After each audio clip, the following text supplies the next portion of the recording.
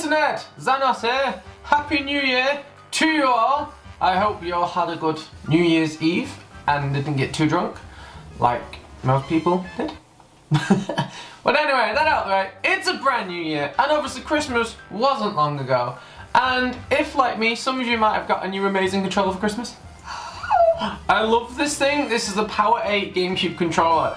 Now, there is a lot of Gamecube controllers that launched alongside Smash Ultimate, or before it. Yeah, a bit of both anyway. Obviously all of them are emulating the Gamecube controller. This is the only one I found that is wireless. This is one by Power 8. And by far it's my favourite. Mainly because the Switch just recognises this as a normal Pro controller. The only difference is you don't get the vibration function, but you do still get motion controls. And a decent battery life, I've got to say. You get a few different colours, purple, black, white and grey, I believe. But the reason I want to talk about this is because, like I say, this version of the Gamecube controllers is the only one really that I've seen so far that the Switch, like I said, picks it up as a Pro controller, which means you can play it with other games, and you don't have to be wired. The Gamecube official one, some of the other third-party ones that you can buy are all wired, and only really just work with Smash Brothers, because they only really have the one Z trigger. Now I know there is one other option. I can't remember the company who do it, but theirs is a wired version. Might be Power 8 actually, and they do have the triggers. But anyway, the main reason I want to talk about this is because I love this controller. It is amazing. I'm not too bothered about vibration function, so there's a load of other games that I like to play with it. And what I thought I'd do is I would go through a couple of games on my Switch and see which games work best with the Gamecube controller. Because there's a slight difference to the button layout. Obviously on the Gamecube one you got the nice big A button, but it is slightly different layout to the Pro controller, and some games just don't inherently work with it. Some of them you just cannot play at all unless you really get used to a completely different layout and you can't change the buttons. But the ones that I'm going to talk about today either work straight away with it or need a little bit of tweaking, a little bit of controller remapping. So let's just jump right into it. That was a terrible Philip DeFranco impression. I should have called you all beautiful bastards like he does. But anyway, first one I want to talk about is my new favourite game on the Switch, and that's one called Moonlighter. It's awesome! It's such a satisfying game. Basically, you're a dude who owns a shop in a town next to this mysterious dungeon. There's 4 main dungeons and 1 boss dungeon. Now, I'm still only doing the first dungeon. I've tried fighting the big boss, the Golem King, and he just wiped the floor with me. Or she. Could be he or she. Who knows? I don't know.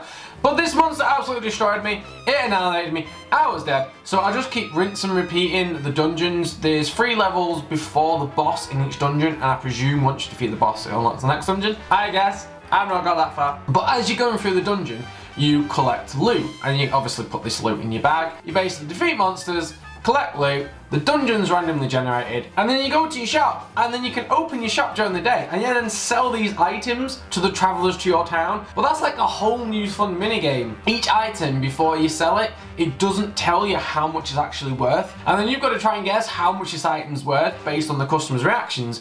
And sometimes you might massively undersell something for 300 gold when it was actually worth 1,000 gold. But other times, you might overprice it so much that the customers won't buy it. So it's a really cool little rinse, repeat thing, and you can do like it because I'm just going to waffle on about it. So I'm going to stop now. Moonlighter works perfectly with the Gamecube Power 8 controller right out of the box, and I love it. Obviously, I can't go any further without mentioning Smash Brothers. Obviously works really well with it. Interesting thing with Smash is that has a lot of really good customization options with the button layouts. And myself, my brother, and Rabbit, we all have completely different button configs. We all play the game differently and have different controller inputs, which I think is quite interesting that they allow you to do that in the game. Another game where you can tweak the controls to best suit the Gamecube controller, Shovel Knight. Shovel Knight works really well with it because it's a retro game. Don't you ping at me, a modern retro game, so it's just mainly 2 buttons. You got your attack and jump. It just feels really well playing in that position of the primary A button and then your B buttons just underneath. It works well. So Shovel Knight works amazingly well. Another modern retro game is Dead Cells. Dead Cells is another one of my favourite games on the Switch. I know you can get it on other platforms, but the nature of your life is very short. You live and you die and then you respawn. Dead Cells works really well, but the benefit of that one is you can retweak the controller layout, so you can have it however you want. Another one that works well is Hyrule Warriors. Hyrule Warriors is an amazing game. The version on Switch is obviously like the Definitive Edition. It's got all the DLC, all the characters, yada yada yada. And it's also got the edition from Fire Emblem Warriors where you can play as 3 different characters on each map with a little press the D-pad, which works really nicely. But that again lends itself very well to the Gamecube controller because it's mainly just attack, specials and a roll.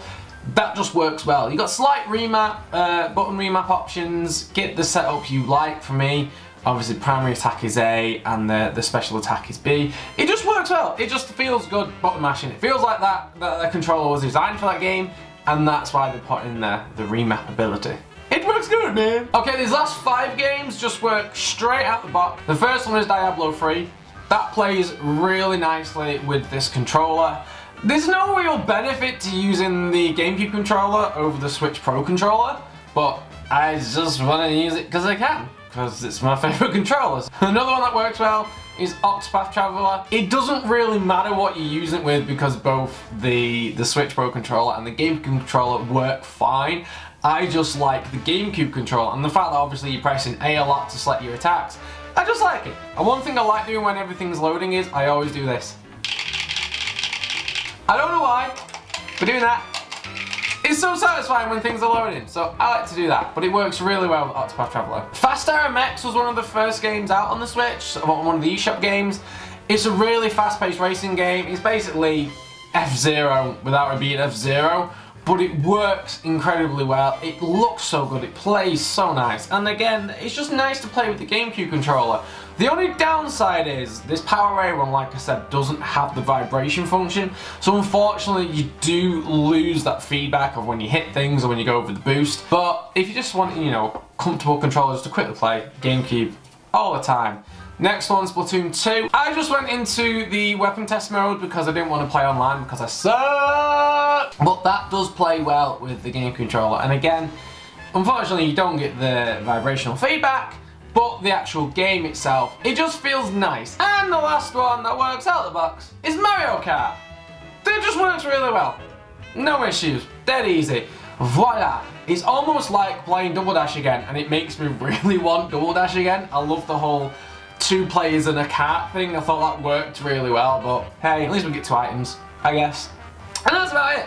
It was just a quick little list I wanted to do of the games on the Switch that I think work really well with the Gamecube controller. As I say, you know, it's only the ones that the Switch picks up as a Pro controller that will work. So this PowerA wireless version, and I'm sure they do a wired version that works as well. But they work really well with it, and they have got motion controls in. So if you want to play certain games with motion controls, you can do, which is nice. But it's just a nice controller, works beautifully with the Switch. That was my little list of games that I like playing on my Switch and my Gamecube controller. I hope you enjoyed it. Have you got a Switch and one of these Gamecube controllers? If so, would you use it with more than one game, or would you only use it with Smash Brothers? I apologise for all the rubbish on my windowsill. I've had a bit of a move around in the office. We've got a new little telly that we're going to use for live streamings, which hopefully should be starting again soon. I'll send you an update at some point. But anyway, thanks for watching, guys. I hope you all have a fantastic new year, and hopefully I'll see you soon. Benji out.